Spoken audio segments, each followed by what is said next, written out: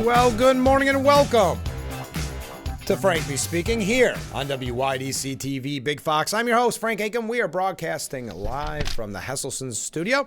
I'm so glad that you joined us this morning. We have a special guest in the 7 o'clock hour. We'll be talking with Hornell Mayor John Buckley. John Buckley will be joining us right around 7:10. You won't want to miss that. A lot going on in Hornell. To all of our friends watching from Hornell. We also, on tomorrow's program, well, it's Fridays with Phil. Assemblyman Phil Palmisano will be joining us tomorrow. We're booked up all next week as well. We're going to hear from the Crystal Chords again about their upcoming event. We're going to hear from the Rotary about an event they have coming up, that international dinner. We also are going to hear from Joe Sempolinski, Assemblyman and former Congressman. He's going to join us not on the typical Thursdays. He's going to join us next Friday. So there's a little housekeeping. That's just some of it. Mayor Bill Boland from Corning will be joining us next week. Jam-packed next few weeks, so you'll be glad that you've joined us. Okay, comment after yesterday's program, well, right towards the end of yesterday's program. I didn't have a chance to get to it. Saying, I'm glad I don't have an EV charging station at my home. First, I want to be driving without a charge due to lost power. This was the viewer who lost power for so long, and there's a lot of people, I know a lot of people going through that issue the last few days. But more importantly, I visualized the electric meter on Clark Griswold's house in the Christmas Story. Yes, I imagine that would be pricey, though I don't know. I'm not familiar with how much electricity a EV vehicle uses. We are going to talk about Tesla EV vehicles that the Democrats seem to be very opposed to at this point. We saw Mark Kelly, Senator Mark Kelly, trade his Tesla in because he does not like Elon Musk and got a gas guzzler Chevy Tahoe. So I guess certain issues, core issues, are only important until you can make a political point. We're going to be talking about the destruction that the left is currently involved in when it comes to the Tesla dealerships. That'll be in a little bit. As an update, though, speaking of Elon Musk, the New York Post editorial board, and this is an update from a story we've been bringing all along, which are the astronauts Suni Williams and Butch Wilmore, who were trapped in outer space. They are now back on Earth, as you know, even though they were stuck in space for 9 months. For their return, thank Elon Musk and SpaceX. And for the catastrophic delay, blame Biden-era dysfunction. Now, many have speculated that Biden could not be seen working with Elon Musk right before the election, so therefore let these astronauts stay stranded. The pair, who lifted off in June, were supposed to be on the International Space Station for just 10 days. They reached the station via the Boeing-made Starliner spacecraft, which set taxpayers back some $4.2 billion. The Starliner malfunctioned as it was approaching, and NASA decided the risks were just too high to let them get back on it. So began their months-long ordeal. That was a huge black eye for NASA and aerospace defense mega contractor Boeing. And Boeing's had some somewhat bad PR in the past. And also embarrassed by a spate of extremely dangerous mid-air malfunctions in its commercial airliners, as you know. And once Joe Biden dropped out of the presidential race in July and Vice President Kamala Harris became the nominee, it was clear that she would, for as long as possible, avoid denting her political prospects. After all, Harris chaired the National Space Council. Remember that? That was something the media chose to willfully ignore. That's the executive level body tasked with helping drive overall space policy. So the screw-up lay squarely in her lap, and taking any action, sending them home on the broken Starliner or speeding up a Musk step-in, meant exposing her already weak presidential campaign to the risk of a space disaster, and reminding America she was asleep at the wheel at her time as vice president, just as she was the border czar, if you recall. But then the media backtracked on that instantly when she became the nominee after having labeled her the border czar for 4 years. But former President Donald Trump promised to bring them home, and Musk has just done so, proving We suppose that immigrants really will do the jobs Americans like Harris won't. This is the New York Post editorial board wanting to get your take on their take. Were there any thanks for Musk? Well, the thanks, a wave of vandalism targeting Tesla electric cars, including a website that reportedly reveals the names, addresses, and phone numbers of Tesla owners. Now, keep in mind, you would think the Tesla owners on that list that a majority would be Democrats who want to support green energy, want to support electric vehicles. So this doxing, as it's called, is almost counterintuitive. But as the Post editorial board says, we live in an age of miracles, and all the left can do is whine, scream, and throw violent temper tantrums. So that was an update on the astronauts in a way. We're going to talk about those threats to Tesla owners, the attacks on Tesla dealers a little bit later on in the program. We do have some interesting New York State updates, and I'm looking forward to talking with Assemblyman Phil Palmisano tomorrow on the program about some of these updates. I'm not going to focus too much, or maybe even at all this morning, on the mayoral race in New York City. Getting a little old talking about former Governor Cuomo. We will talk about him, but maybe not today. Couple other quick updates. Well, hey, since I just mentioned Cuomo, let's talk about Anthony Weiner, shall we? We live in amazing times, folks. Disgraced ex-congressman Anthony Weiner, who is running for New York City Council, received a donation, they're saying here, from an unexpected New Yorker. But I actually did expect this because of what he said in that New York Post interview. But former Democrat Representative Anthony Weiner received a surprising donation, according to Fox News. And that is from his ex-wife, Huma Abedin, and Huma's sister, Heba Abedin. Despite his ex-wife saying back in 2021 that Anthony Weiner's scandals, quote, almost killed her. Now, what's interesting about this is Huma donated $175 to Weiner's campaign, and her sister donated $150 back in December. I saw a piece this morning. We're not going to go through his sordid history, but he had said in that New York Post interview that she supported him, believing that that was his rightful calling, being in politics. But I saw a piece this morning, and I can't remember where I saw it. I want to say it was Empire Report. That he's actually upset that that's all she donated, $175. That's not how Fox News is presenting it. But in a piece that I read earlier that I forgot to print out, Anthony Weiner upset that Huma didn't donate more. Now, a lot of people, because of Anthony Weiner and the scandals that he was involved in, that really shined a light because of the technology he was using on the emails of Hillary Clinton, and then the scrubbing of that hard drive.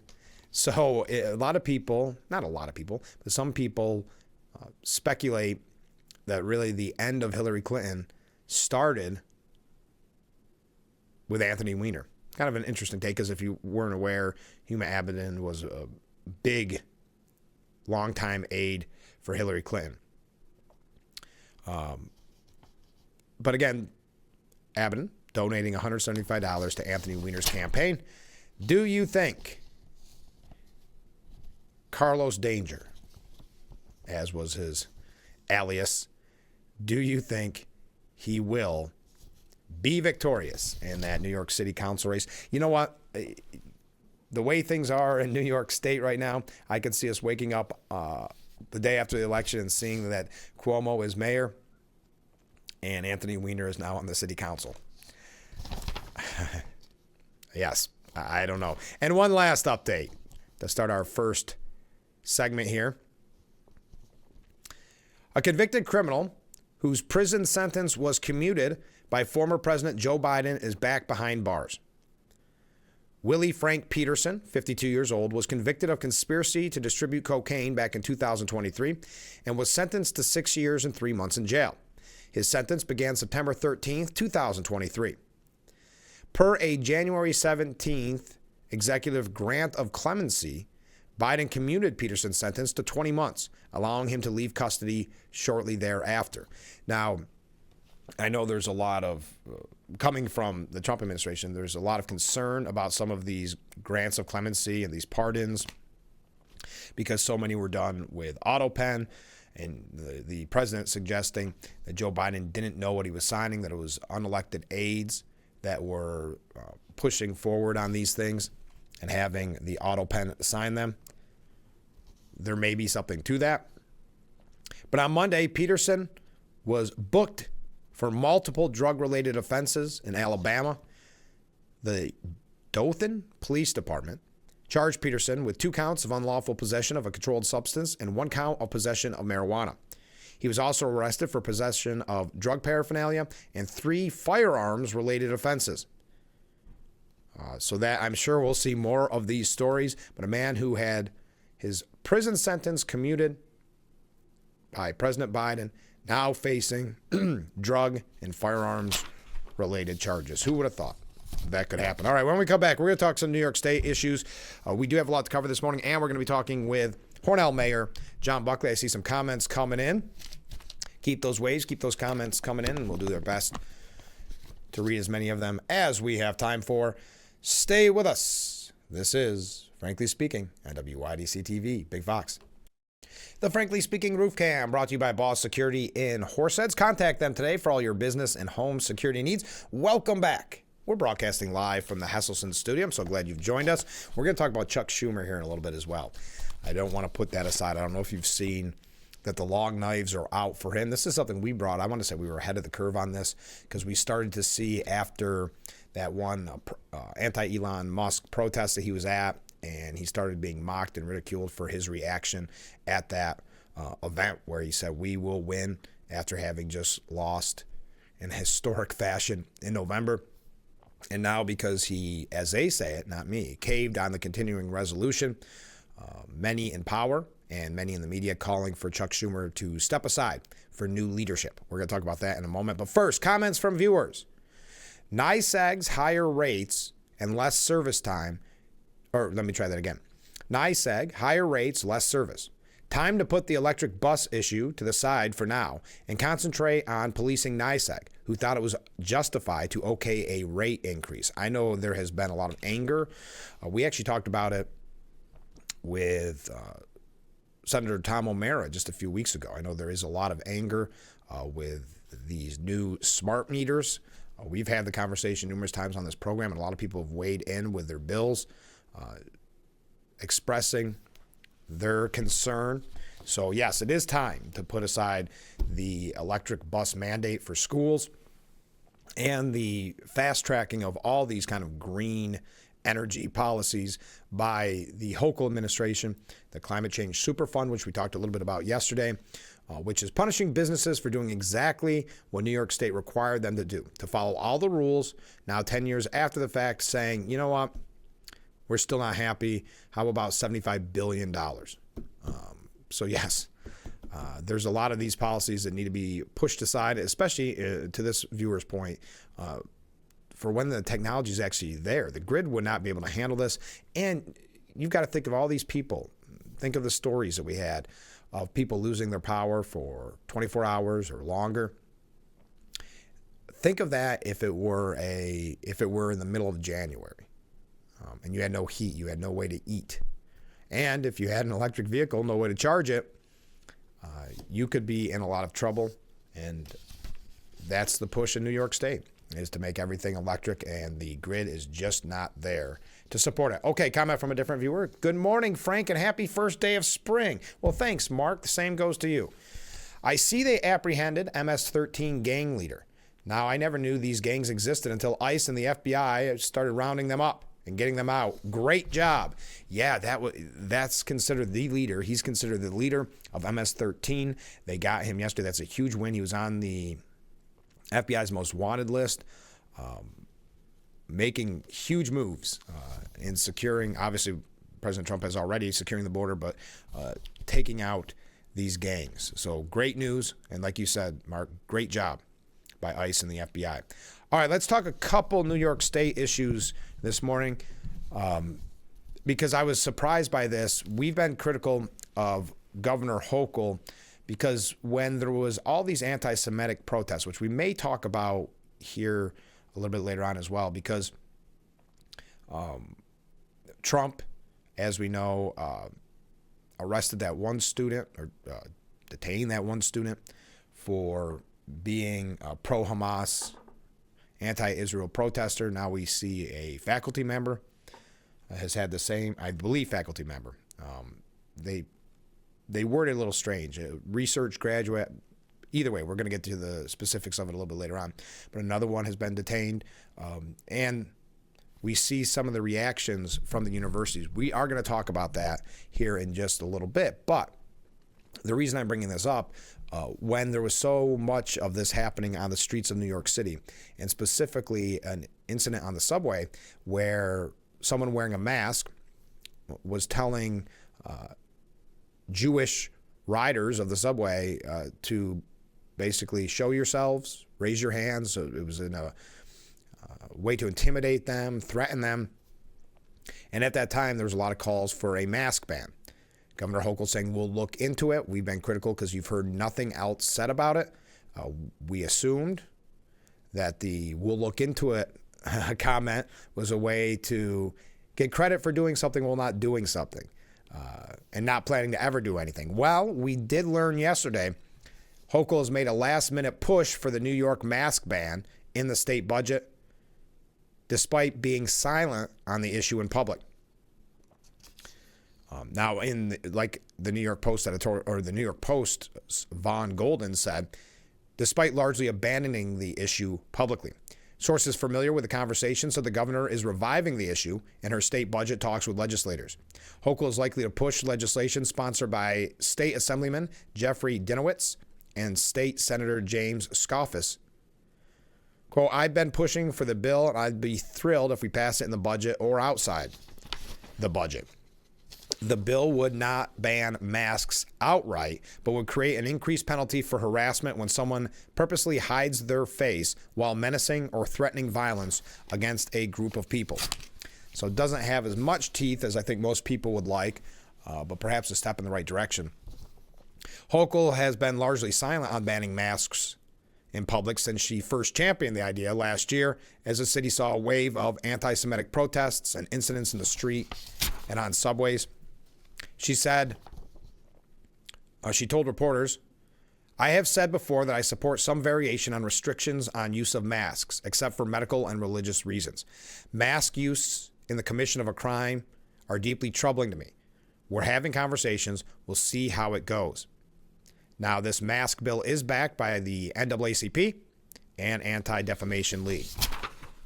But sources suggest the measure could still face resistance because you still have, and we talk about one-party rule, they have a large faction of far-left lawmakers in Albany who really, it seems, at the end of the day, have the most say.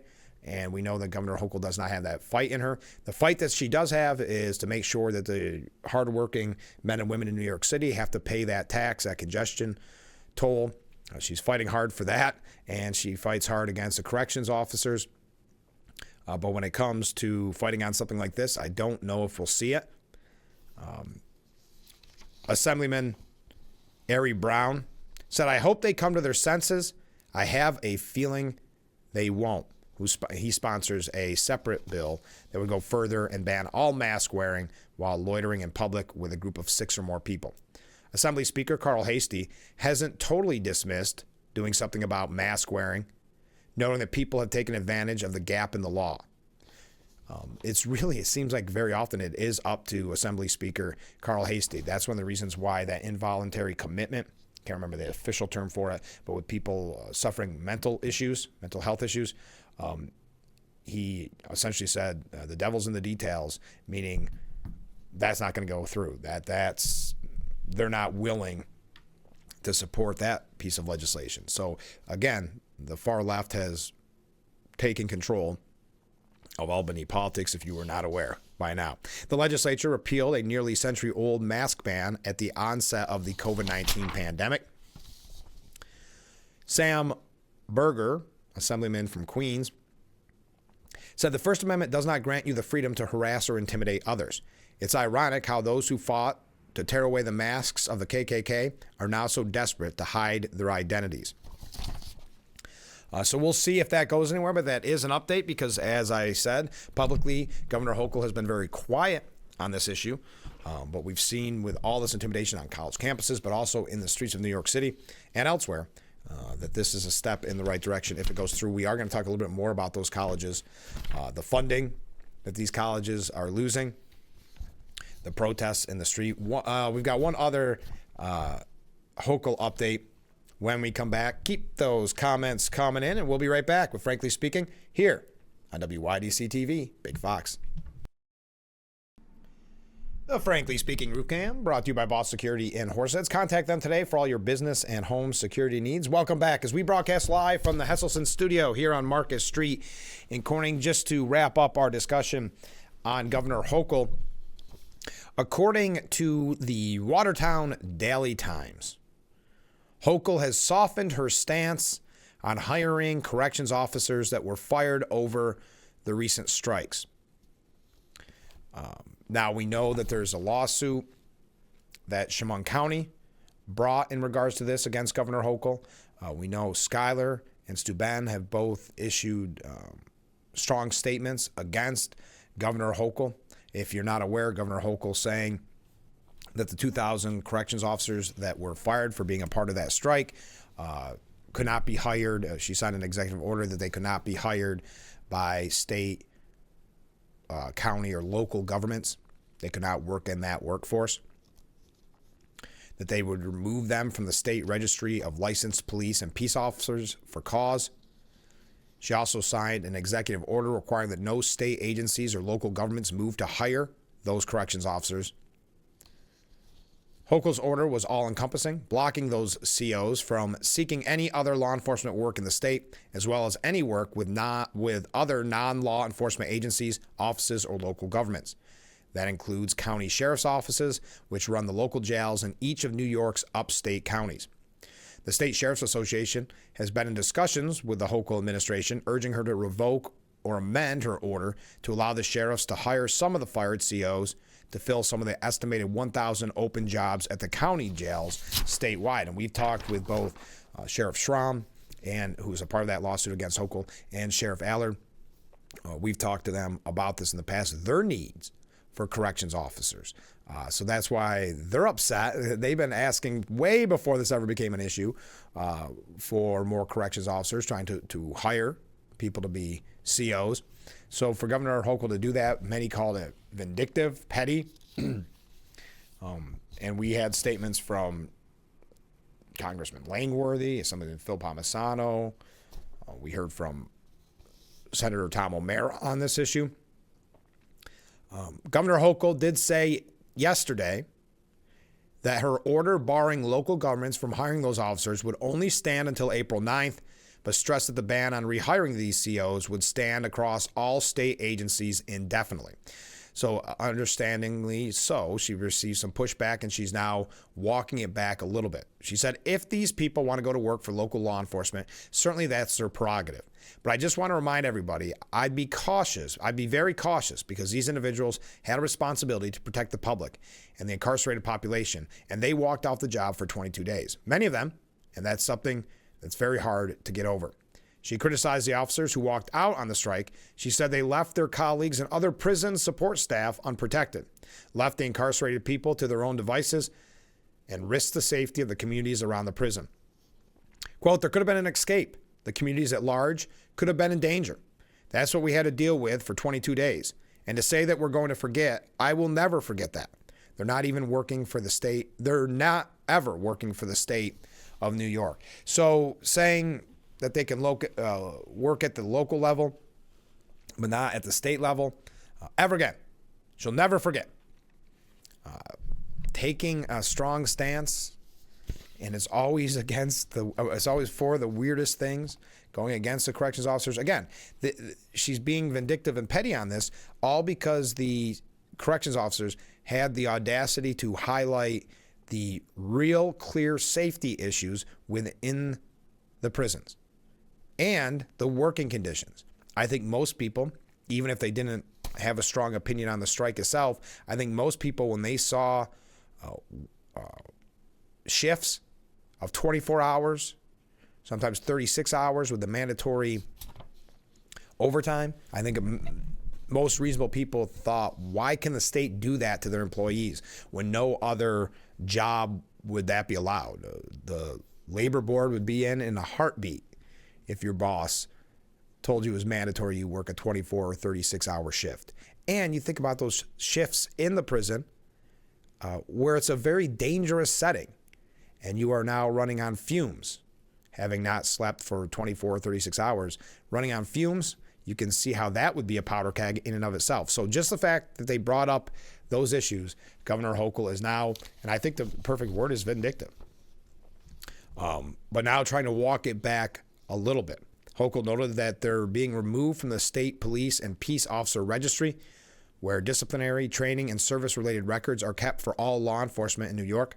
With that, the COs will have to redo all their training and licensing before being restored as a law enforcement officer again. Why would they even want to get into it at the county level at this point, with the way that they've been treated? When anyone is fired, this could be a DEC police officer. You're fired for cause. The process begins to remove your police officer status, which allows you to secure the gun. That could be renewed. It's not clear if the governor has any intention to move to block those COs from working in the county jail specifically.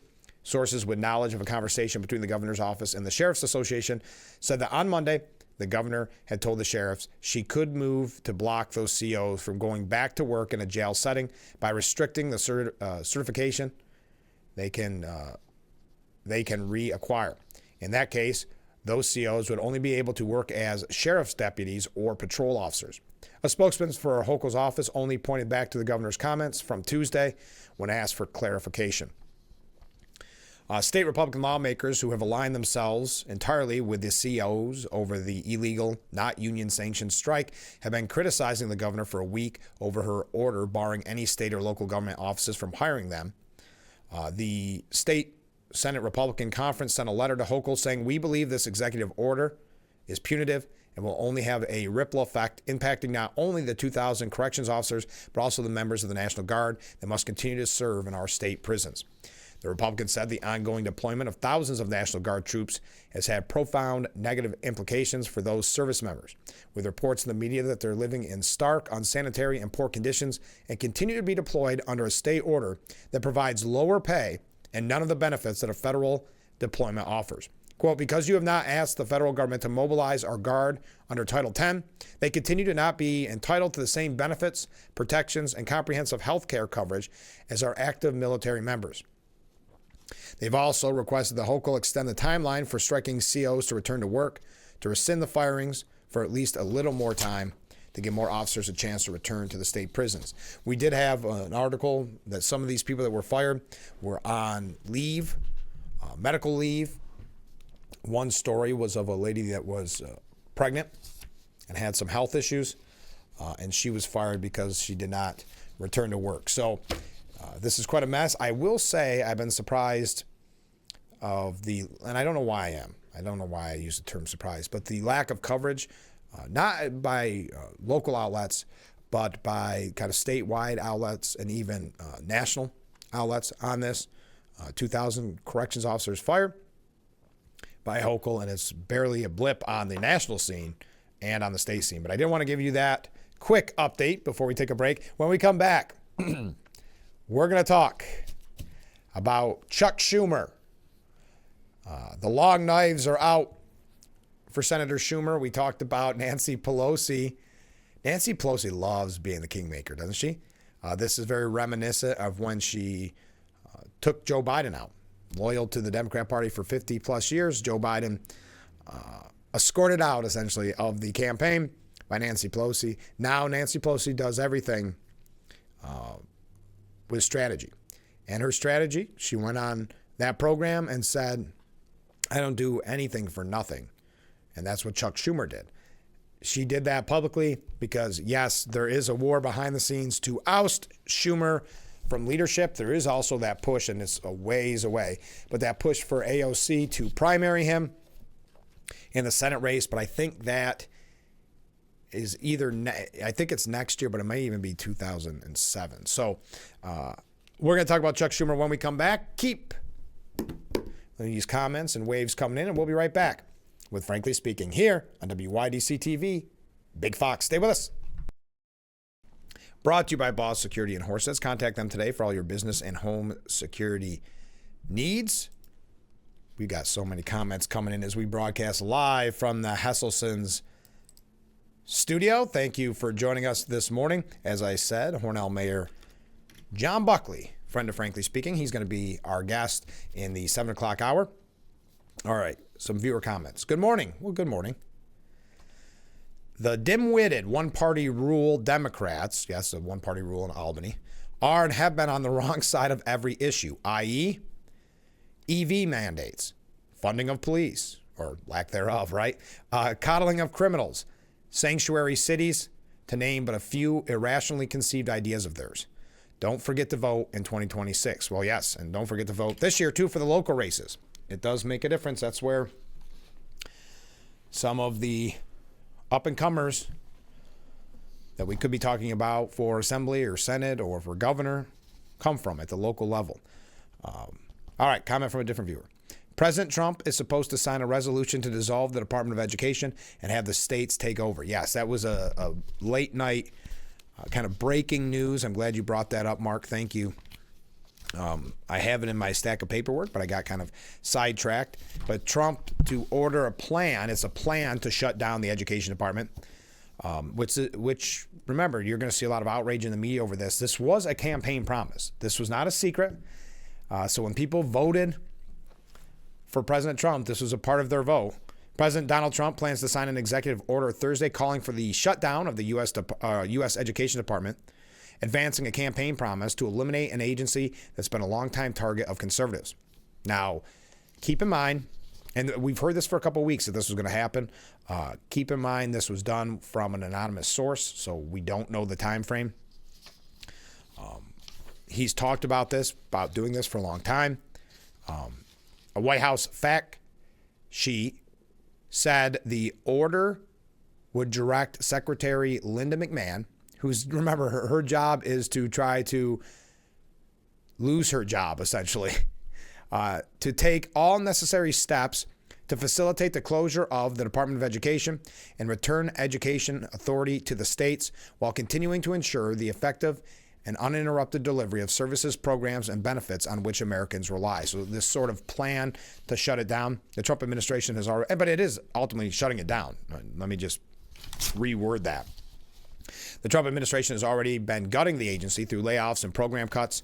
Its workforce is being slashed in half, and there have been deep cuts to the Office for Civil Rights and the Institute of Education Sciences, which gathers data on the nation's academic progress. The department sends billions of dollars a year to schools and oversees $1.6 trillion in federal student loans. Currently, much of the agency's work revolves around managing money, both its extensive student loan portfolio and a range of aid programs for colleges and school districts, from school meals to support for homeless students. The agency also plays a significant role in overseeing civil rights enforcement. Federal funding makes up a relatively small portion of public school budgets, roughly 14%. The money often supports supplemental programs for vulnerable students, such as the McKinney-Vento program for homeless students or Title I for low-income schools. In his platform, Trump promised to close the department, quote, and send it back to the states where it belongs. Trump has cast the department as a hotbed of radicals, zealots, and Marxists who overextend their reach through guidance and regulation. So there we are. That is an update. Trump to order plan to shut down education department, advancing his major campaign promise. All right, different comment. As far as Hochul saying the CO left their job, I think Hochul should spend a day in prison to see what they are like. Yeah, like Dirty Jobs, like that great television program, Dirty Jobs. Yeah, and you're talking about a dirty job, and now you're running on no sleep for 24, 36 hours and doing that job where the people around you want to hurt you. It's a powder keg. And to just want to attack vindictively and petty, attack the corrections officers that just had the audacity to point out the safety issues and the workforce issues. I'll never quite understand the choices and the decisions that Governor Hochul makes on when to stand strong. Just like she says, you New Yorkers, don't worry, I'm fighting for you so you can continue to pay that congestion tax. All right. Chuck Schumer, according to Politico, Democrats pile on Schumer as bashing him goes mainstream. It's not just the far left calling for it either. Nancy Pelosi saying it the other day, critical of him, sending that message that it's all okay now. And I don't know how she still has that power, but it's now okay to criticize him. Representative Glenn Ivey of Maryland told constituents, quote, it may be time for the Senate Democrats to get a new leader. Ooh. Illinois Governor J.B. Pritzker, who is most likely, at least has his eye on the White House, looking to run. We know he was active last go around. He spoke at the DNC. Speculation that he's going to run. He's a billionaire going to run for president on the Democratic ticket. And Minnesota Governor Tim Walz, who looks like he's got the same idea, aired their frustration. And, of course, one of Schumer's biggest allies, Nancy Pelosi, dropped the hammer on him. Having said Tuesday, I myself don't give away anything for nothing. I think that's what happened the other day in reference to the continuing resolution.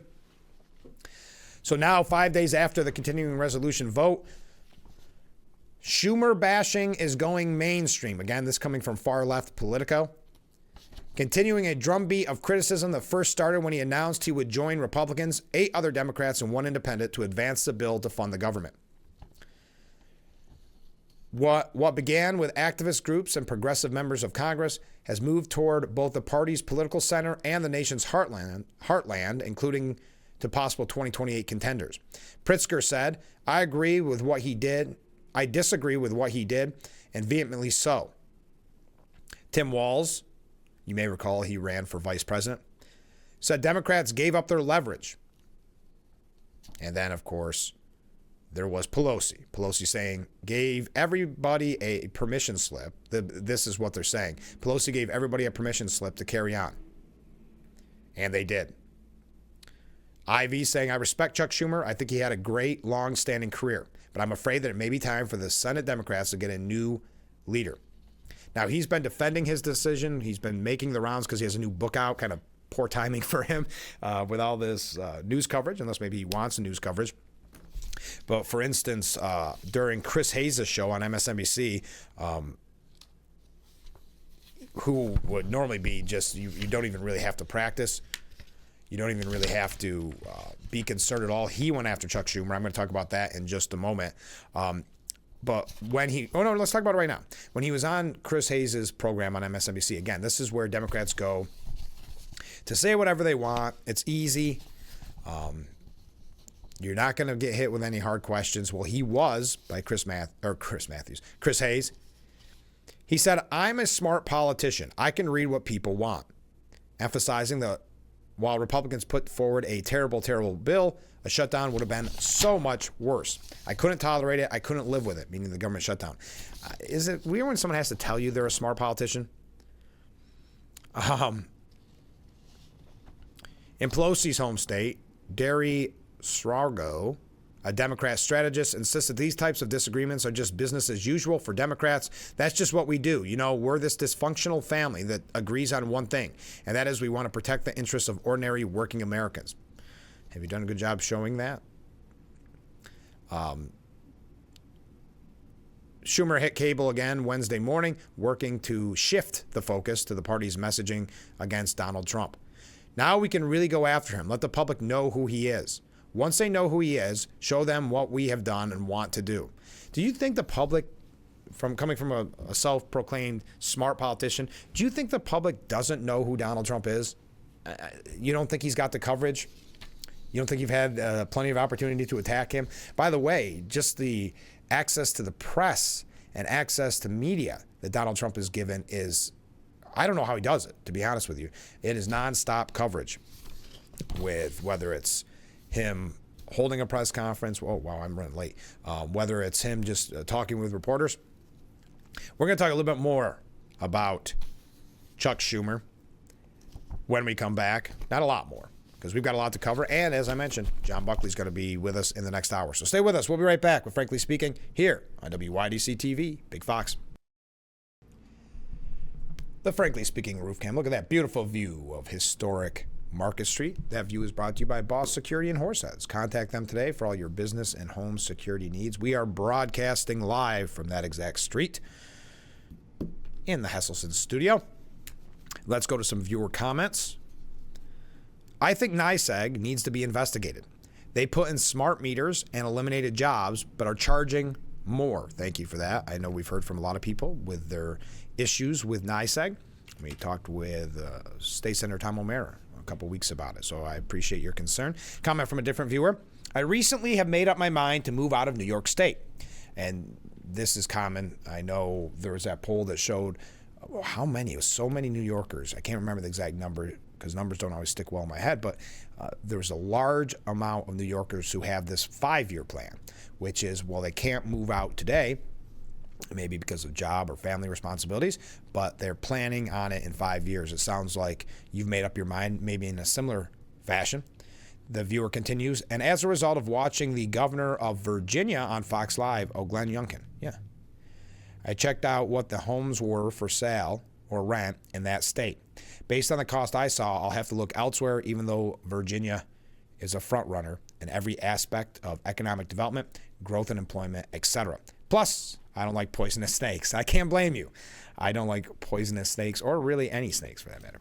A lot of people making that 5-year plan. A lot of people, if nothing else, daydreaming about where they would go. Well, keep us updated. Keep us updated on your plan. It's sad to see so many people who have reached out. We've been on the air. We celebrated last week 2 years, and how many people in those 2 years have texted in and said, hey, love the show. Well, not all of them said that. Sorry. But, watch the show, but no longer because we're moving out of the state, or, best of luck here in New York State, but we're moving out. It's happened frequently on this program. You've seen it if you've been a viewer through the years. Comment from a different viewer. Let's be perfectly frank about this. No pun intended. Okay, thank you. Chuck Schumer has never really held a job. He went to work for state government while I believe a junior in college. We have footed all his bills and paid him. He does not represent the people of New York, only his party politics and special interest. That's how he became a millionaire. Yeah, that is a guy who has been in politics his whole adult life. And so when they say he's fighting for the working man or woman, he doesn't know what that is. I mean, he doesn't know what that experience really is. So he was confronted by Chris Hayes. Again, when he goes to MSNBC, this is supposed to be a cakewalk. It's just supposed to be an easy interview, kind of a love fest, and move on. Well, not in this instance, because Chris Hayes played a montage of Democrats tearing into Chuck Schumer over this spending vote.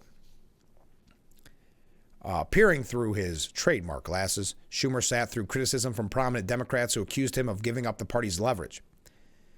They, Republicans, weren't going to negotiate with us, Schumer said.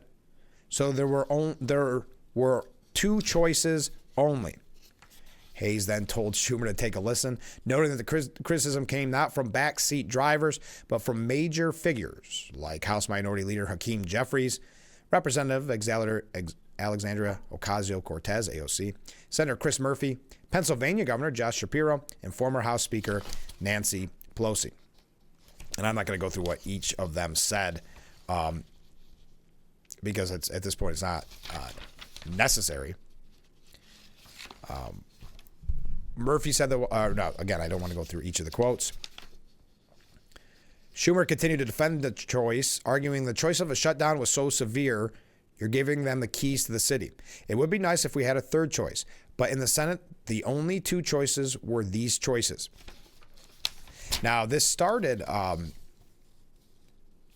it started with Democrat voters, really. And then I think many politicians saw the writing on the wall and said, yeah, let's team up against Chuck Schumer so that our voters will support us, but also for fundraising. Several Democrat lawmakers in the House of Representatives believe that the New York lawmaker should step down. This coming from the New Republic. Representative from Illinois, Delia Ramirez, and Maryland Representative Glenn Ivey said, I've got no personal beef with Schumer. I think he's a talented guy. But for me, the bigger question is he going to do this again? When this comes back up in 6 months, is he going to take the same approach or not? If he's still on that track, I'm for moving on. So many people piling on Chuck Schumer, but it's not just Chuck Schumer. I think many Democrat voters are upset in general that their party is not doing enough in their mind, not being more of a resistance to Donald Trump, letting Donald Trump run free. I think a lot of those voters don't understand how the system works, and that's what happens when there's a landslide historic victory. So I think there's a little bit of that too. But anyway, I got to take a short break, and then we will be back to wrap up hour number one of Frankly Speaking. Stay with us. We'll be right back. The Frankly Speaking Roof Cam brought to you by Boss Security in Horseheads. Contact them today for all your business and home security needs. Welcome back as we wrap up hour number one, broadcasting live from the Hesselson's studio. A couple comments from viewers. Mark had a really good point. When President Trump went on national TV and thanked Schumer for helping pass the budget, that is when all heck broke loose. The Democrats cringed at that. Yeah, that's a very smart move from Trump to do that, kind of adding salt to the wounds. But yeah, that's when I think the more activist wing of the Democrat Party took no and said, okay, we've been pushing for a change in leadership. Now is our opportunity. And that's when more, I don't know if there are center Democrats anymore, but not the AOC wing, maybe the more Fetterman wing. How about that? Even calling for new leadership. Comment from a different viewer. Just wondering, by mandating a person to stay in prison against their will for 32 hours, meet the definition of incarcerated.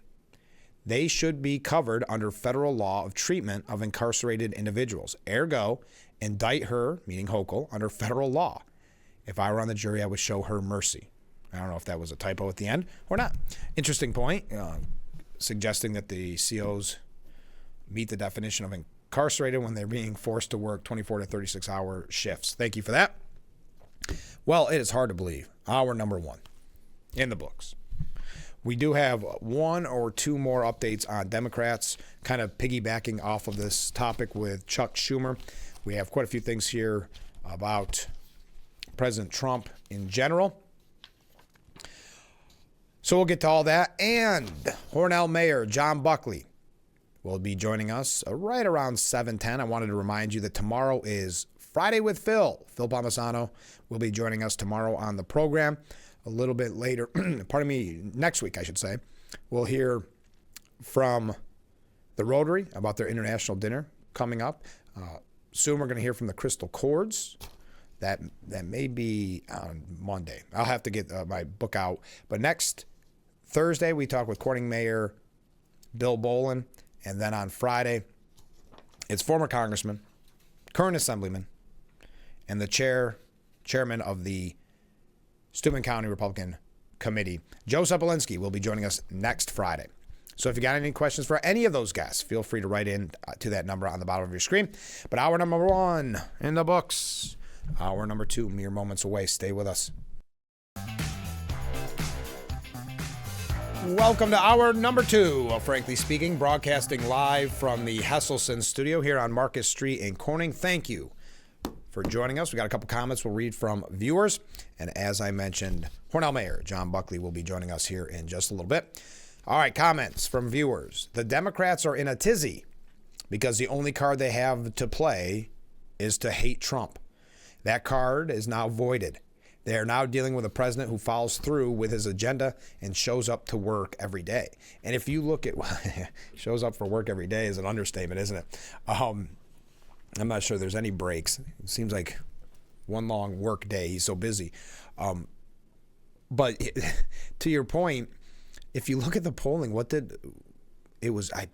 CNN, I believe, that said the Democrats' favorability rating was at 29%? Because really, that's all. You can't just keep pushing your hate of Trump day in and day out and expect that to still resonate with people. Yes, there's still anger at Trump and the Democrat Party. That's fine. But we saw in November, that's not enough to win you an election.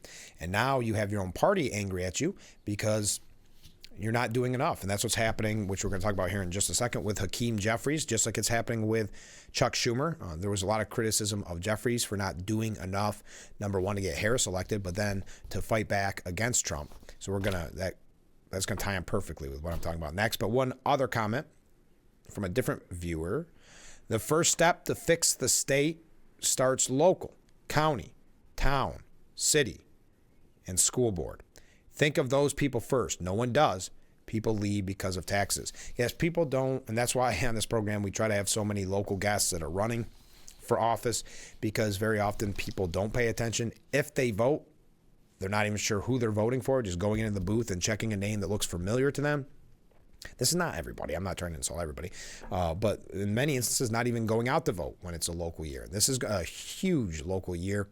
And we're going to be talking with Joe Sempolinski about it next week, because he is the chairman of the Steuben County Republican Committee. But I couldn't agree more.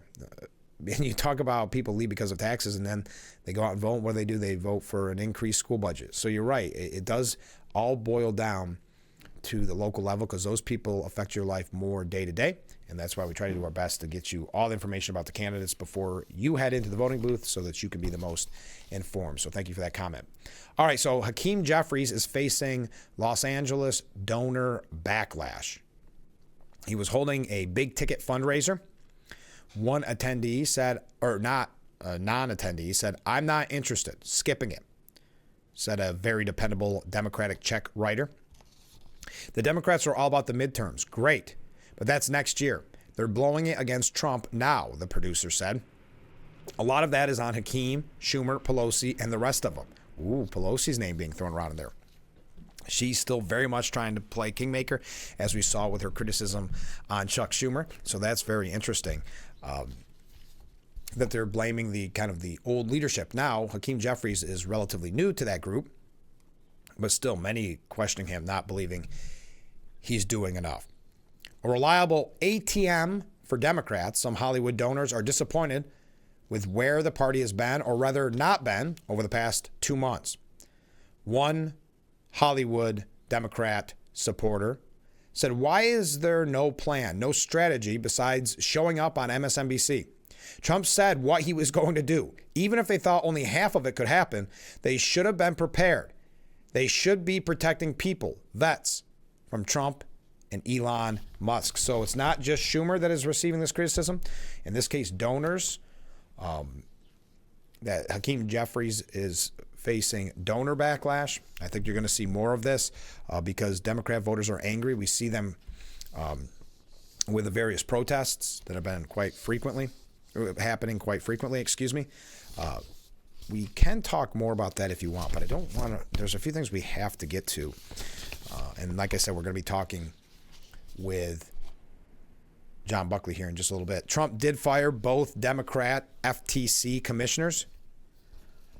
Both Democrat members of the Federal Trade Commission were fired by President Trump on Tuesday. If you had not heard that already, a move that may have major implications for the independence of the Fed, according to a former official, due to the 1935 Supreme Court decision that greatly limited the president's ability to remove officials from independent regulatory agencies like the Federal Reserve and the FTC. Trump's move to fire FTC Commissioner Alvaro Bedoya and Rebecca Kelly Slaughter has been met with protests, according to the New York Post. They called their firings illegal. According to Bedoya, Trump wants the commission to be a lapdog for his golfing buddies. "The president just illegally fired me. This is corrupt, plain and simple." So we'll keep an eye on that. Now, on the college campuses, there's been obviously these anti-Semitic protests. And we've been talking about the protests in support of Muhammad Khalid, we're going to talk about that in just a moment because I do have a couple updates. Sorry, I got a lot of comments coming in and I get distracted. At Georgetown University, a researcher was detained by ICE and accused of, quote, actively spreading Hamas propaganda and promoting anti-Semitism. So a researcher studying at Georgetown University was detained by federal immigration authorities over allegations by the Trump administration that the foreign exchange student spread Hamas propaganda through social media. Badar Khan Suri, an Indian national in the United States on a student visa, was arrested at his home in Virginia by masked agents from the Department of Homeland Security, his lawyer alleges in a lawsuit obtained by CBS News and Politico. Suri, who both teaches and studies at the university as a postdoctoral associate and is married to a U.S. citizen, was told by the DHS agent that his student visa had been revoked. The Trump administration alleged that Suri was actively spreading Hamas propaganda. A DHS spokesperson claimed that the Georgetown student had close connections to a senior advisor to Hamas, which Marco Rubio determined rendered him deportable. We're going to see more of this. And you do see a little bit of a backlash, but it's kind of like Trump said. He warned that Democrats that are backing Khalil, which is similar to this case that we just mentioned, is not a great issue, but probably a step better than opposing the deportation of murderers. President Trump warned Democrats supporting anti-Israel Columbia University agitator Mohammed Khalil that backing him is not a good look, but perhaps a step better than opposing the deportation of migrant criminals. Quote, the Democrats lost big because of the stupidity of, they're backing these 90% negative things. This is what he told Laura Ingraham as it aired yesterday. He pointed to Democrat support for transgender issues, which he has previously argued cost them the House, Senate, and White House. They're all for it, and, they're fighting for it. But now they have a new one. We're going to back murderers, killers, and people that hate our country. And this is in reference to the deportations and the protests in the streets over that. We're going to back people that hate Israel, want to destroy it, people that are murderers, people that are horrible. We're going to back them, the president continued, referring to the left-wing opposition to his plan to target student visa and green card holders who allegedly support terror groups. He continued, I think that might be a 100% issue for us. They don't ever find an issue that's like a good issue. Backing Khalil is not a great issue, but backing Khalil is better than backing these other hundreds of people that were really serious criminals. It's probably a step better than that. Now, Columbia University, they are speculating that they may bow to Trump's demands. We may talk about that later. I can't run too late because we have Cornell Mayor John Buckley coming up in a moment. We'll read your comments after we get done speaking with the mayor. We'll give you some more updates on college campuses. I didn't realize I was already running late. That's the kind of program we're having this morning on this first day of spring. Thank you for all the comments. Thank you for all the waves. And let's take that short break. Coming up next, John Buckley. So don't go anywhere. This is Frankly Speaking on WYDC TV, Big Fox. The Frankly Speaking Roof Cam brought to you by Boss Security in Horseheads. Give them a call today for all your business and home security needs. Welcome back to Frankly Speaking here on WYDC TV, Big Fox. I'm your host, Frank Hakem. We are broadcasting from the Hesselson studio and in the Zoom studio this morning. We have Mayor John Buckley. Good morning, Mr. Mayor. Good morning, Frank. Thanks for having me on. It's always fun to be here. Is the town all healed up from the St. Patrick's Day fun? Yeah, we actually we had a great time. Yeah. Mother Nature cooperated. We had beautiful weather the entire day, and we had thousands of people just descended on Cornell. The parade was packed, just wall to wall. All the clubs and bars and restaurants. Sure. Had a tremendously busy day, and from the reports from the police department, most people behaved themselves. Good. And just had a good time. But certainly a huge day here in the city of Cornell every year. You have numerous events throughout the year. I know we talk about your Christmas celebration, all that. Do you think the St. Patrick's Day celebration is the biggest event you have? Oh, absolutely. Yeah. Just in the sheer numbers of people that not just that come out for it, but regionally come to Cornell. We have people travel from other states. They'll come home. People that lived here, grew up here, moved away. Right. Make the annual pilgrimage. It's kind of 2 or 3 times a year. You come home for Thanksgiving, Christmas, and St. Patrick's Day in Hornell. Isn't that great? Oh, I know it's a big event. I see the pictures that people post online, and I know it's a fun time had by all. But what's new in Hornell, in the big city? Oh wow! I mean, that's kind of a loaded question. I mean, how many hours do you have? Yeah, right. So. Well, I know last time we talked, you're always working. It's really impressive on new projects and trying to keep your area revitalized. Isn't that kind of a goal of yours? Yeah, it is. We've been super aggressive in the pursuit of grant funding for projects because there's always things that you need to do, right, and there's always things that you want to do, and and how do you make those happen? The larger projects, you can't simply do it through your own budget, so you have to go out and secure state and federal grants to make those projects a reality, and we've been able to do that. In fact, in my 7 years and going into my 8th year now, as being mayor, we've secured and been awarded north of $30 million in state, federal, grants that we've applied, to various projects throughout the city of Hornell, including, everything from neighborhood revitalization to infrastructure upgrades at our sewer plant, our parks. We've invested, millions of dollars, creating a new park, investing in existing parks. Public safety. Just this past year, we were awarded, maybe I think it was actually $450,000, maybe a little bit more than that, to the police department for upgrades, new vehicles and equipment. We've been awarded money through FEMA to the fire department historically, year after year. So. One of my goals, coming in all those years ago, and it certainly continues, is to keep our foot on the accelerator, right, and secure these grants to keep the community moving forward. Because you don't want to be stagnant if you're not pursuing these grants and moving projects forward. You can become stagnant, and that's not what we want here. We want to keep the ball moving forward. And that's not good for any city when you become stagnant. And to get 30 million, I mean, that's very impressive because most people don't know the grant process isn't that easy. It's not the easiest process in the world. It really isn't, but we're blessed to have a wonderful grant writer right here at City Hall. Our city planner, Heather Reynolds, does an amazing job. She wrote the grant for the DRI, the Downtown Revitalization Initiative, the $10 million that we received, back in 2019, early in my tenure. As long as and some other grants too. Parks, for instance, we're actually kind of on a winning streak with parks grants. Yeah. We've had 3 consecutive years of being awarded funding through New York State Parks, Recreation, and Historic Preservation. One for our newly created Union Square Park.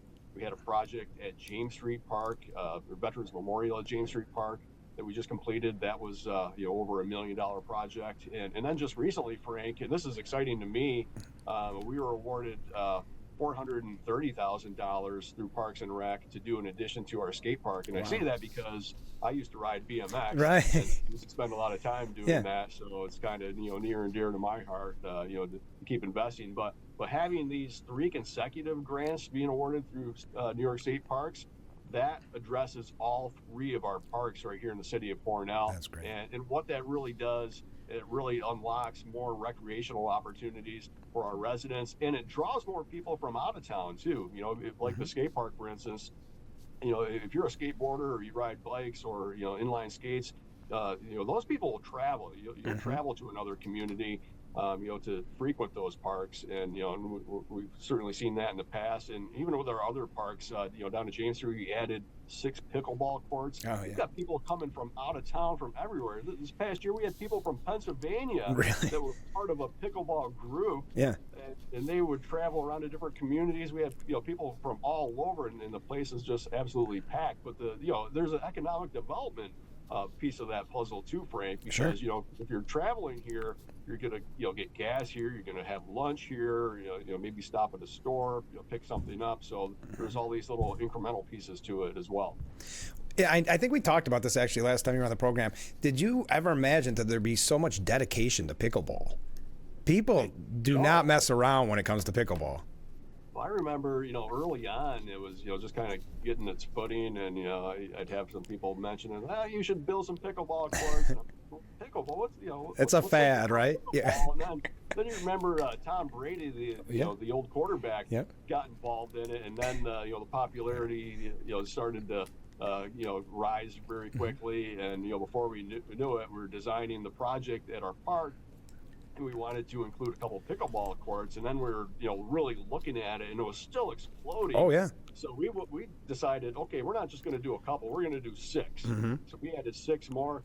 I don't even know if that's enough. We might have to do more down the road. Well, but it's a great problem to have. It is, but that's impressive that you took on that initiative to do the pickleball, because like you said, it's a little early in the game. You don't know if this is a fad that's going to last one summer, and it hasn't. I mean, you go to like you said, you go to some of those courts, and there's people fighting to get the next game.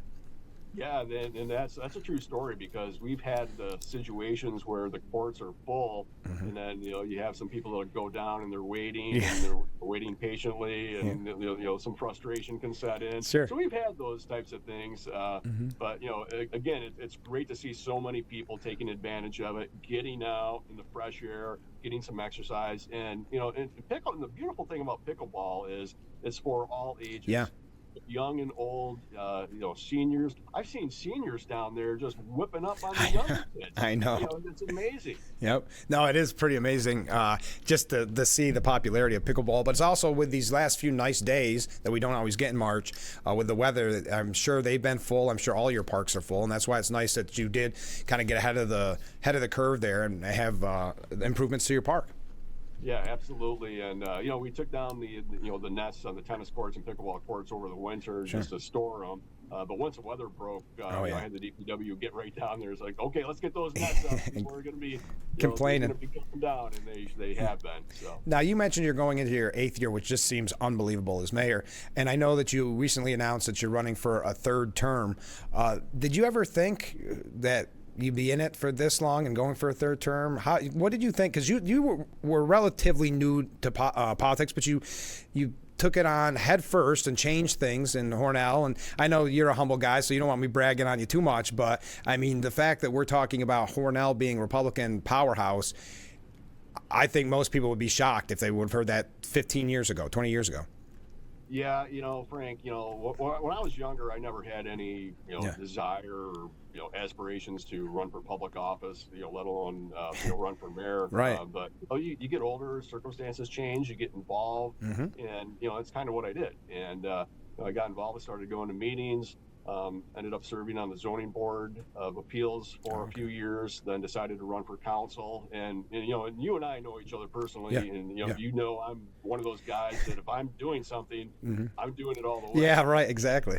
So I kind of just somewhere along the lines, I just fell in love with public service, and I've always said, I'm born and raised here in the city of Hornell, and this is my hometown. This is the place that I've always been, always loved, always want to be, and the thing about being in public service, whether you're on the council or being the mayor, for me personally, I love it because you're in a position to help people. You're in a position to make positive impact on the community, to do projects, whether it's parks or infrastructure or whatever. You're improving the quality of life of your residents and making things better. But there is a certain weight that goes along with that too. There's a lot of pressure. Being in these positions, especially in this day and age when, politics in general, has a negative connotation, right? So, it's certainly challenging. It's challenging every day. But this is community I love, and it's certainly worthwhile. And I work probably 50, 60 hours a week, but I love every minute of it. Well, and because I shouldn't say this because you are running for re-election, but you do watch Frankly Speaking sometimes. I don't want to get you a bad reputation, but you hear us talk about how important it is to get involved at the local level, to focus on what's happening. That's why I'm so glad you could be on the program this morning, because people don't realize at the end of the day, it is the local races that probably affect your life more on a day-to-day basis than anything we're seeing at the national scene. That's 100% true, and I'm glad you mentioned that, because that was one of my messages, way back when I was running for council. Right. I always said, if you are an alderman or a city council person, you're the tip of the spear, Right. Because your senator, your assemblyman, your congressman, you don't see them day in and day out, but your alderman, your mayor, you see him. You see him in the neighborhood, you see him down at the park, you see him at the grocery store, at the gas pump, all the time. Right. I can't tell you. I hold basically mini town halls wherever I go. At the gas pump, I'll bump into someone. I'm talking to them for 5-10 minutes. I know. And, until the guy is beeping the horn behind me. See him at the grocery store, the restaurant. But I love it. It's great just to it's incredibly humbling and a huge honor. Of course. To represent people too. Yeah. And I think you have to underscore that because there's there's a lot of responsibility that is bestowed on you once you are in office. And we like to have fun here. Yeah. We enjoy what we do. Sure. Myself, my staff, but we never forget who we work for, and that's the residents of the city of Hornell. And when you're out, because you're running for a third term, it is petition season. Everybody knows that. They hear me talk about it on the show. What have you been hearing from the constituents when you knock on their doors? What are some of the major issues that they're experiencing? Well, when the mayor knocks on your door, usually they want updates. Yeah, right. What's going on, with the park? What's going on with the sewer plant? What's going on with, this project? What's going on with, the Route 36 project? So it turns into mini town halls, right? Which for me, I love because I love being out there talking to people. It just takes you a lot longer to get your petitions filled, right? Every door is about 20 minutes. Yeah. There's certain people that dread carrying petitions and having to go out there. I've always loved it because it gives me an opportunity to really connect with folks and either give updates or listen to them. A lot of times it's not just simply me giving updates, but hey, what's going on in your neck of the woods? What are you seeing? What's what concerns you? What would you like to see? Right. So it's a good two-way communication and a great way to build those relationships and hear what's important to those folks. Have you been lucky getting signatures this year?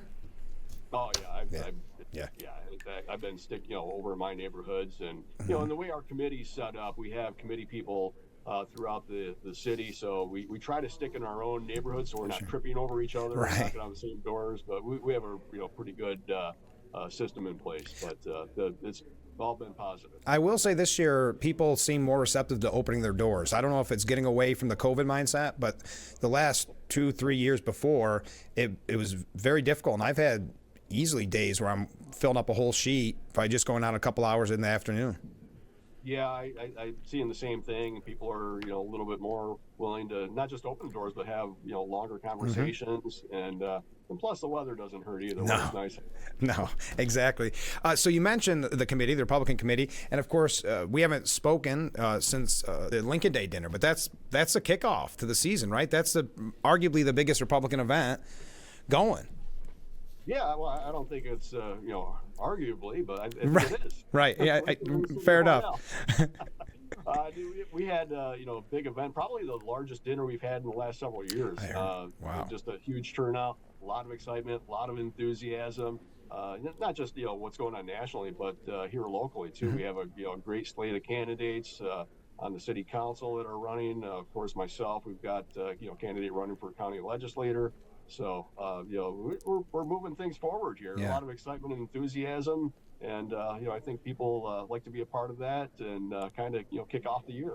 And I thought it was really exciting. And I believe I brought this up on the program, but we're going to be talking with Sheriff Allard next week. And he won the Republican of the Year. That's pretty cool. I think that's the second time, isn't it? Yeah, Sheriff Allard, great guy, someone I worked closely with for a long time. Oh, of course. We certainly partner with the Sheriff's Department, with the Hornell Police Department on a lot of different investigations and initiatives. And, the Sheriff's been just a tremendous advocate and a great resource as well.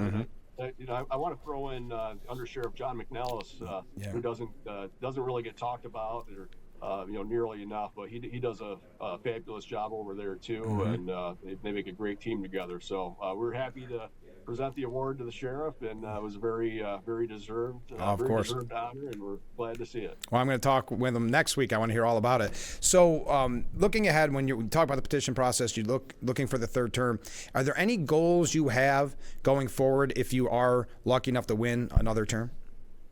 Yeah, I mean, my goals largely remain the same, and that's just to keep investing in our community, keep growing the community, Mm-hmm. and keep pursuing grant funding to make those things actually happen.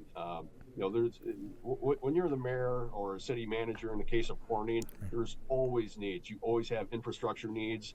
You're always having to replace vehicles. All of those things. There's some things like parks and things like that are very public facing. Sure. But there's a lot of things that the public doesn't see, right? And that's your water plant, that's your sewer plant, that's the the infrastructure that's under the ground that's so vitally important that we don't think about. We take it for granted. When you get up in the morning, you go into the bathroom, you turn the water on, it magically comes down you the expect spout, it, and it magically right? Disappears down the drain, and we don't think about No. that, right? But on one end you have a water plant, and on the other end you have a sewer plant, and both of those operate 24/7, 365. They're multi-million-dollar operations, and there's so much that goes into it. So you have to keep investing in those types of things along with everything else. So my goals, term to term, year to year, largely stay intact, and that's just to continue moving the community forward and investing in growing our city. And that's why, going back to the idea of local politics, I wish more people would attend meetings, because if they really saw the day-to-day that happens behind the scenes, like you mentioned, they'd be really shocked, because you do think it's parks, you think it's snow cleanup, but there is so much more behind the scenes. There really is. And you're right. Not enough people come out to meetings. I love it when we have an audience in the crowd. Because we can talk about. It's one thing when you're talking to the council, because they have their packets. They know what's going on, and I'll explain certain things as we go. But when you have an audience in the crowd, for someone like me who just loves to talk anyway, I kind of hold court, and I can really take a deeper dive and right. Inform them, and it's important to be informed too, right? Mm-hmm. Not enough people, I think, in today's age really take the time to be informed. No. And I understand it, because everyone's busy. You're working, you have children, you have activities, or whatever you're doing in your life, and you don't have necessarily the time to take a deep dive on every right. single thing. But locally is what I think matters most, because that's where we all live, and those things impact you the most. Well, and you put your money where your mouth is, so to speak, and when it comes to transparency, because correct me if I'm wrong, don't you have a newsletter that goes out to everyone to kind of inform them of the day-to-day happenings in Hornell? Yeah, we do. In fact, when I became mayor, in order to try to get more information out, we did a few things. We created several Facebook pages in the city of Hornell. We have the city of Hornell Facebook page that we established. Police department and fire departments also have Facebook pages. Okay. So just the dissemination of information through those platforms has been very helpful. We totally revamped and revised our city website about a year and a half ago. That's great. So that's up and running. And then the creation, as you just mentioned, the creation of the city newsletter that we send out several times throughout the year. Not only do you get an update from my office, but you get an update from each of the departments in the city, whether it's police, fire, DPW, the city chamberlain, the city clerk, and so on. Right down the line. So people, if you're not on Facebook, if you don't right. happen to visit the website, you get it right in your mailbox. You have it in your hands. That's great. You can read it, and there you go. It's a great way to get out information. Through the let's be honest, the media isn't what it was 10 years ago, at least locally, right? They don't cover meetings the way they once did. They don't attend as frequently. Sure. A lot of the reporting in the newspapers is more, USA Today-ish.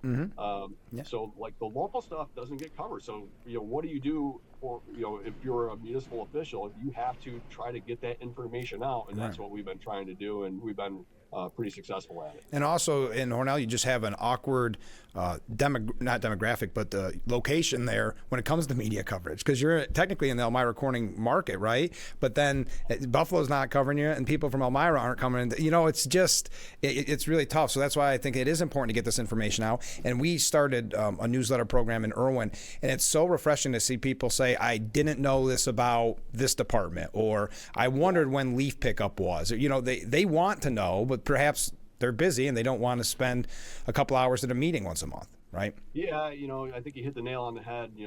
We're not in the Rochester market. Right. We're not really, we're kind of quasi in the Corny and Elmira, Right. market sort. I mean, ENY and ETM, and they'll come down and cover this. But we've got you. We've got big. That's all that matters.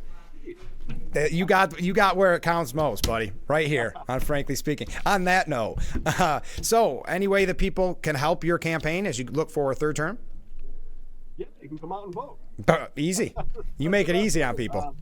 Again, we're out passing petitions, so I appreciate everyone's signature. Every time you sign, it's kind of a quasi endorsement of sorts. So, whenever you sign for a candidate, but the support here has been simply amazing. It's been wonderful. I feel like we have a good relationship with residents, and I'm out talking to people all the time. Yeah. Like I said earlier, it doesn't matter, out to dinner, grocery store, whatever. I'm just out having conversations with people and listening to their concerns and their needs, and we just keep moving the thing forward. But the overarching message for me is to keep things positive, keep moving Hornell in a positive and forward direction, and the rest will hopefully take care of itself. Great. Mayor John Buckley has been our guest. Mayor, thanks so much for being on the show. We'll have to do this again soon. Absolutely, Frank. Thanks for having me, and have a wonderful day. You too. We'll be right back with Frankly Speaking. Stay with us. The Frankly Speaking Roof Cam, brought to you by Boss Security in Horseheads. Contact them today for all your business and home security needs. Welcome back as we broadcast live from the Hesselson studio here on Market Street in Corning. Thank you again to Hornell Mayor John Buckley for being our guest this morning. On the program tomorrow, Assemblyman Phil Palmisano. Yes, it's Fridays with Phil. Phil will be joining us tomorrow to give us an update on the budget process in Albany and some of the things we've been talking about as of late. So we'll be talking with him on tomorrow's program. And a week from tomorrow, Assemblyman Joe Sempolinski, former congressman, current chair of the Steuben County Republican Committee, will be joining us on Friday. We have a star-studded lineup the next 2 weeks. I'll get to some of the other ones tomorrow to announce the official times and dates of our guests. All right, comment from Ken. He writes, this may be of interest to your viewers. NYSEG, because this has been a topic that many people continue to bring up on the program, is owned by Avangrid, who is wholly controlled by Iberdrola S.A., who is based in Bilbao, Spain. You're making me work for my paycheck here today, Ken. They have energy distribution interests in 23 states and own 75 generating plants. Do you think they are interested in providing low-cost electric and gas to Americans and employing Americans, or do you think they are interested in dragging as much money as possible out of the richest country in the world? Do you think the New York Public Service Commission, who allowed the sale of NYSEG to Avangrid, is looking out for the financial interest of New Yorkers? So Ken posing some questions for you this morning. Thank you, Ken. Thanks for writing in. As an update, we had mentioned Columbia quickly before we went to John Buckley.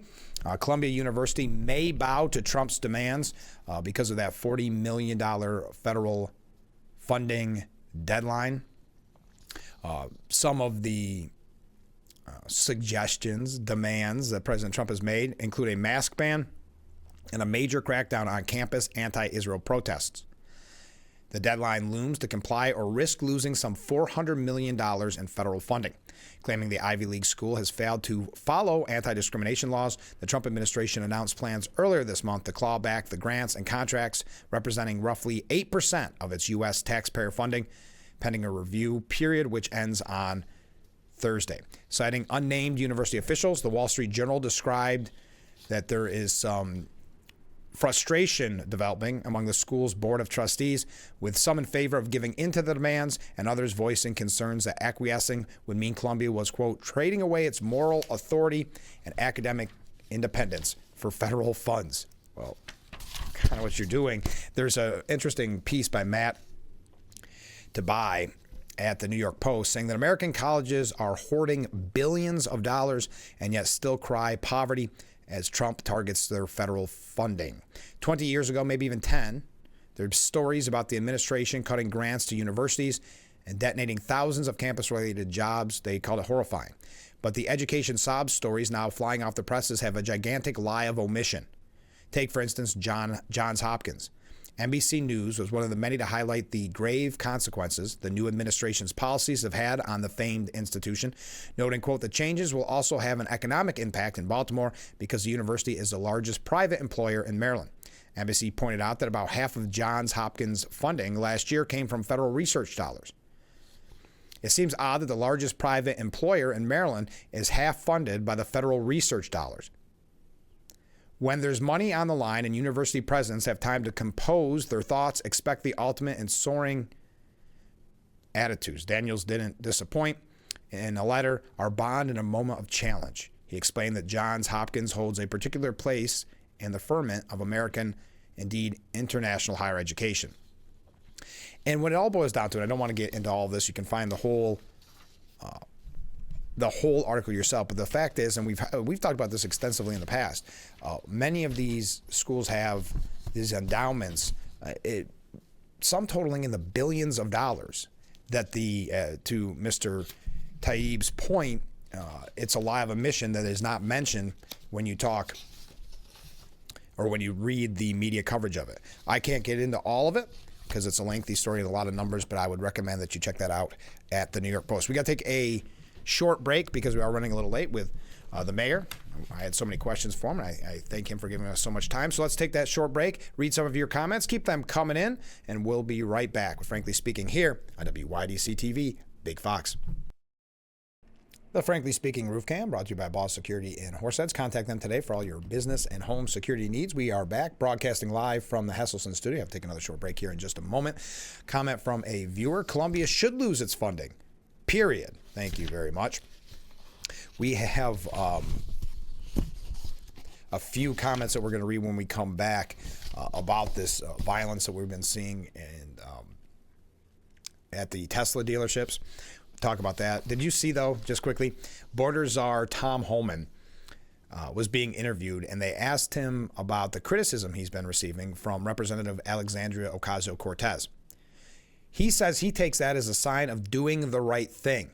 This was on Laura Ingram's show. I take pleasure in the fact that I can live in her mind rent-free every day. That means I'm over the target. That means I'm making a difference. All right, on that note, we'll be right back with Frankly Speaking. Stay with us. Get those comments in. We'll be right back. A view from the roof cam, brought to you by Boss Security in Horseheads. Beautiful morning on Marcus Street as we broadcast live from the Hesselson's studio. So Carol Markowitz has a really good article at the New York Post, and she says another Donald Trump presidential term, another spate of violence going largely ignored or even smirked at by Democrats and their media friends. And we've talked about this on the program with the attacks on Tesla dealerships. Now we learn even on Tesla owners, which is there's kind of a certain irony there when Tesla owners are most likely, I'm not saying all of them, but a good chunk of them would be Democrats because of the whole initiative to kind of virtue signal and show that you care the most by having an electric vehicle. But Tesla dealerships are being firebombed and shot at, while Tesla vehicles are vandalized and their owners assaulted. Trump-supporting influencers are getting swatted, set up for dangerous police encounters by opponents who phone in hoax distress calls. Relatives of Trump-aligned public figures, including the sister of U.S. Supreme Court Justice Amy Coney Barrett and Elon Musk's brother, are receiving bomb threats. This cannot go on. The multiple attacks on Teslas aren't mere vandalism. This is terrorism exactly as the dictionary describes it. Quote, the unlawful use of violence and intimidation, especially against civilians, and the pursuit of political aims. These vandals are terrorizing Tesla, the company, as well as Tesla owners, going so far as to dox them with an online map, all because they don't like the opinions of its CEO. It's calculated to scare, to terrorize people away from driving Teslas in order to apply political pressure on Musk. And they've had success with some of this in the past, specifically taking out CEOs in the first Trump administration. It's nothing short of domestic terrorism, is what Attorney General Pam Bondi said just the other day. The Justice Department has already charged several perpetrators in cases that could carry 5-year mandatory minimum sentences. 5 years is a good start, but it's not enough. This kind of antisocial political barbarity is utterly unacceptable in a free country. Threats of violence cannot be allowed to curtail our freedom of speech, nor should the extended families of public figures face threats to their lives and safety. The siblings of a Supreme Court justice or the head of Doge did not choose a public life, and bullying them is disgusting. Swatting, too, is on the rise, with more than a dozen incidents aimed at right-leaning media figures reported in just the last 10 days. This isn't about politics, FBI Director Kash Patel said. Weaponizing law enforcement against any American is not only morally reprehensible, but also endangers lives, including those of our officers. Swatting isn't just a scary inconvenience. It has had deadly consequences. Police killed a Kansas man in 2017 after someone called in a fake hostage situation at his address. The swatter was sentenced to 20 years in prison. But every swatting has the potential to turn deadly. In fact, that's largely the point. Just because swatters use technology and law enforcement guns shouldn't give them a pass on the attempted murder of their political foes. Meanwhile, there's no federal anti-swatting law, making it harder to prosecute. Republicans in Congress must take action. They can reintroduce the Anti-Swatting Act, a 2015 bill that was sponsored by both Democrats and Republicans but never got a floor vote. Can Democrats really oppose using our law enforcement to target political enemies? Worst of all, much of this violence and abuse is being laughed off by people who would be weeping if the targets were their own political allies. Jimmy Kimmel, for instance, made angry and sarcastical comments about this. Please don't ever vandalize Tesla vehicles, while looking mockingly into the camera after a long pause to let them know he meant the opposite. Tim Walz, last seen as the great hope of the failed Kamala Harris presidential campaign, told a crowd this week he keeps a financial app on his phone to follow Tesla and to give me a little boost whenever the stock declines. $225 and dropping, he exclaimed. Such jeers, as well as deafening silence from most other Democrats, are simply intolerable. If progressive influencers and leftist leaders were on the receiving end of such a horrid tactic, every Republican in the country would be made to answer for it. This is not who we are, right-wing media would proclaim. And rightly so. But no such calls are coming from the Democrats or their media allies. They're not being asked about this. Donald Trump ran on a platform of law and order. The increasingly rabid reaction to his presidency calls for a serious response. For the last 5 years, the violent left has run rampant with few consequences for the chaos they've sown. Republicans in Congress and the Trump Justice Department should show them that ends now. And as that article referenced, they have Tim Walz made a big note to say that he wants to boost his mood. He watches the stocks, quote unquote, plummet. Well, Musk responded to this on Twitter, saying, "Sometimes when I need a little boost, I look at the J.D. Vance portrait in the White House and thank the Lord." Trump's rapid response team wrote, "When we need a little boost during the day at the White House, we walk around the corner from our office and admire these beautiful portraits," with, of course, the picture of J.D. Vance, or the painting of J.D. Vance. Okay, we're going to run through some quick things, so get your comments in before we wrap up today's edition of Frankly Speaking. Boy, we moved fast this morning, didn't we? We've got just a couple of quick kind of updates to give you before we move along on the day. And I want to read your last comments. So stay with us. We'll be right back with Frankly Speaking here on WYDC TV, Big Fox. The Frankly Speaking Roof Cam, brought to you by Boss Security in Horseheads. Contact them today for all your business and home security needs. Wrapping up today's discussion as we broadcast live from the Hesselson studio. Thank you to the viewer who sent in this that came out yesterday. It was in my stack of paperwork, but a North Dakota jury did rule against Greenpeace yesterday, ordering the environmental group to pay nearly $667 million in damages in a defamation case brought by a pipeline company called Energy Transfer. Energy Transfer claimed Greenpeace organized the historic Standing Rock protests in 2016 and 2017. The case was seen as a test of the First Amendment rights to free speech and peaceful protest amid fears of a chilling effect on actions targeting the climate crisis. Thank you very much. Comment from a different viewer. in reference to that piece that we had by Carol Markowitz. The Democrats need to grow up. Thank you very much, viewer. Quickly, go through a couple things as we run out of time here. Trump sent a letter to Iran demanding a new nuclear deal very soon. According to U.S. National Security Council Brian Hughes, President Trump made it clear to Ayatollah Khamenei that he wanted to resolve the dispute over Iran's nuclear program diplomatically and very soon. And if this was not possible, there would be other ways to resolve the dispute. The Post editorial board said that strikes on the Houthis show Trump isn't Joe Biden's mumbling don't. And remember, that was kind of his whole foreign policy strategy, President Biden, which was when asked about what you would say to someone, some outside factor looking to attack somewhere, what would you say to them? Don't. In contrast to President Joe Biden's repeated hollow don'ts, which everyone ignored, it was action that Trump took, which is why Iran should take Trump's warning on Truth Social to heart. Every shot fired by the Houthis will be looked upon from this point forward as being a shot fired from the weapons and leadership of Iran. And Tehran will suffer the consequences, and those consequences will be dire. And with that comment, Russia needs to listen as well. Benjamin Netanyahu, John Fetterman has been outspoken, one of the outspoken Democrats, and it was rare, even controversial at the time, in support of Israel. Well, John Fetterman received from none other than Benjamin Netanyahu a silver pager during an Israel visit. What can I give to a man who has everything? Netanyahu told John Fetterman. This is much like when he presented Donald Trump with the gold pagers, and that was in reference, of course, to last year's attack against Hezbollah terrorists.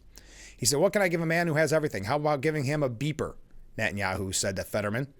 This is a silver-plated beeper. The real beeper is like 1/10 the weight. It's nothing, but it changes history, he said. Trump did praise his son, his youngest son, Barron, as Barron is about to turn 19. He said Barron is a smart guy who is technologically savvy, while touting their very good relationship. The night before the 6'7" Barron celebrates his 19th birthday, so today must be his actual 19th birthday. He's got an unbelievable aptitude in technology. Barron is a very smart guy, Trump said of his son. All right, that does it for today's edition of Frankly Speaking. Thank you again to Hornell Mayor John Buckley for being a guest on the program this morning. On tomorrow's show, it is Friday with Phil. Assemblyman Phil Palmisano will be our guest. We're also going to hear next week from the Crystal Chords. We're going to hear from Mayor of Corning, Bill Bolin, Joseph Belinsky. We'll get that full schedule for you on tomorrow's broadcast, so you can mark it in your calendar. But tomorrow, expect Assemblyman Phil Palmisano to be in on the program. So if you have any questions, you can text or leave a voicemail to that number on the bottom of your screen. I would love to hear from you and pass those questions along to the Assemblyman. All right, that does it for us today. Join us every weekday morning starting at 6 for Frankly Speaking, only on WYDC TV Big Fox. We will see you tomorrow morning, bright and early. I look forward to it already.